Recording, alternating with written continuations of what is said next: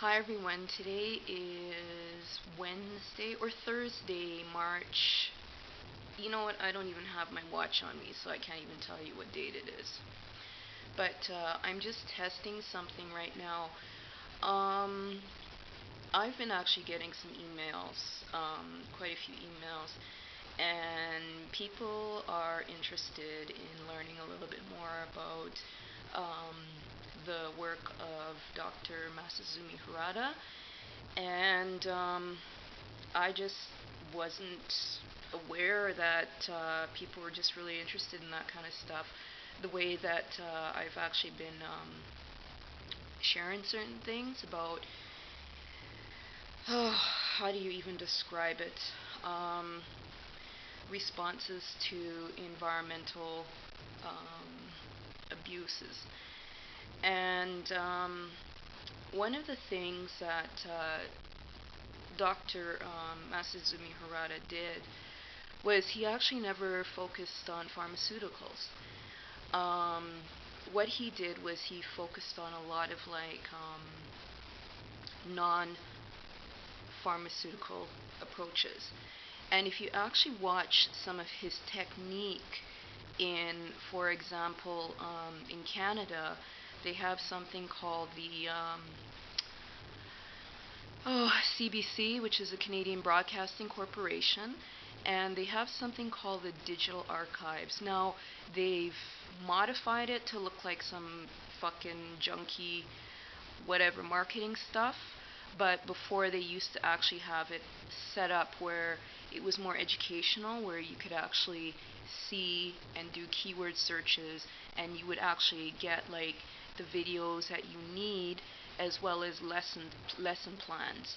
And I don't know why CBC would actually go that route, because I thought that their reporting was actually independent and educational, and their website is just really, it's pathetic. Like, it looks like some kind of, there's like a lot of advertisements and stuff, and for persons that are, they need data, and when you have to sift through all that commercial stuff, it actually becomes an opportunity cost related to time. Like, some people just like their time used very efficiently when they're focusing on certain things. So just go to the CBC Digital Archives and do a keyword search on, I don't even have his name. Oh, I don't have my book with me right now. But there was this awesome journalist from, I think it was 1965 to like 1972, and he actually had a program on the CBC network, and it was like investigative journalism. Fabulous stuff, because it was educational as well. And that's how I actually began to learn about this thing called MINAMATA disease. Now, how I found out about MINAMATA disease was through a Caucasian environmental lawyer. And she was awesome, like just fucking awesome, because she really knew how to be a compassionate person and not marginalize or exploit labor exploitation stuff. So we connected, and she said, "Livin, there's this book, and I'm gonna give it to you." And when I read the book, I was like, wow, and I thought, that's just so beautiful. And the book was actually what introduced me to the concept of environmental justice by Dr. Robert Bullard. And it's funny, because if you look into the Canadian material, the way that you see environmental justice talked about is that, it's definitely not like the Robert Bullard version, where he actually engages with the chocolate communities. And one of the things that I kind of struggled with is like, okay, if I focus on this community, then I'm taking away from learning about myself, and I'm also taking away from giving back to my community. So do I want to actually engage in this intellectual discourse and intellectual exercise and the development of this intellectual exercise if it actually is not going to benefit my community? And my community is, you know, a question that I even have to say, like, why do I have to explain what my community is, right? On the other hand, some people want to learn and they just don't have any idea, and they're like, how come? But we're all part of the human community, and well, that's very nice philosophical thinking. But when you have experiences related to, for example, environmental justice, you have like these eco, you know, fashionistas, and then you have like, these eco-ethical, beautiful women, right?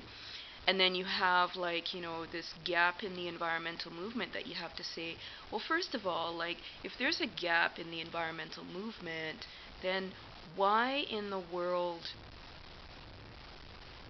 would you even say that you're doing something environmental if you're not even connect to the philosophy or the philosophy of like an organic configuration?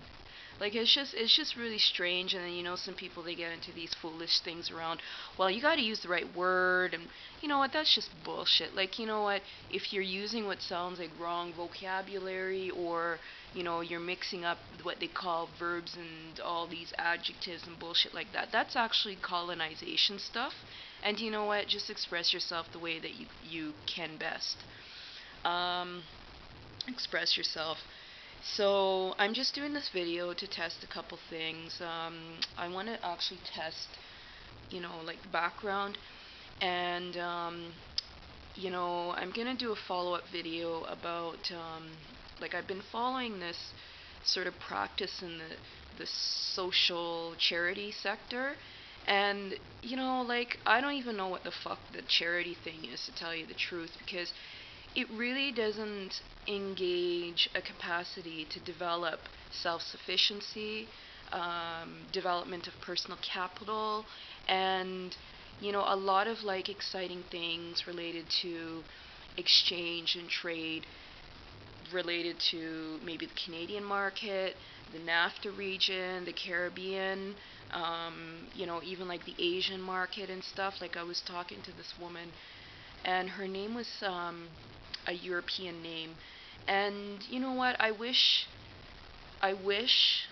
that people were just able to say their own names, and we also have to learn, right? And she was telling me about some of the dynamics in North Korea versus South Korea and Hong Kong, and it was just really interesting. And then I said to myself, I wish I could like connect with a Chinese newspaper and read like the Chinese news, but in Chinese writing. And that's the problem that I had with accessing Dr. Masazumi's work, is that I don't know the Japanese character stuff, and I would actually like to learn Japanese so that I can read the material, and then I can know where the translation technicals potential are. Because sometimes you have translators and they're not translating things properly, so they may be giving you a story, and it's definitely not what is being conveyed. So thanks for watching this video, and just send me some comments. I don't even know what to call this. Reflecting on the work of Dr. Masazumi Harada. Okay? Thanks for watching.